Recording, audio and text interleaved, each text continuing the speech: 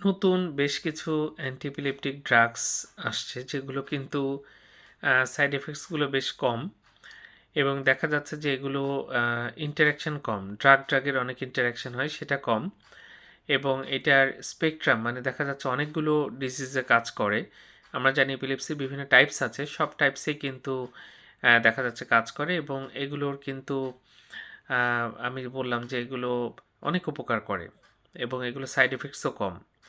যদিও একটাই সমস্যা, এগুলোর দাম বেশি এবং এগুলোর মেকানিজম অফ অ্যাকশান কীভাবে কাজ করে সেটাও কিন্তু কিছুটা ভিন্ন। তো যাক, আমাদের দেশে ম্যাক্সিমামই অ্যাভেলেবল এবং এগুলো কিন্তু অনেক নিউরোলজিস্ট যারা আছেন তারা কিন্তু লেখেন। তো এখানে যেটা হচ্ছে যে নতুন ড্রাগসগুলোর কিছু সুবিধাটাই বেশি, অসুবিধা খুবই কম।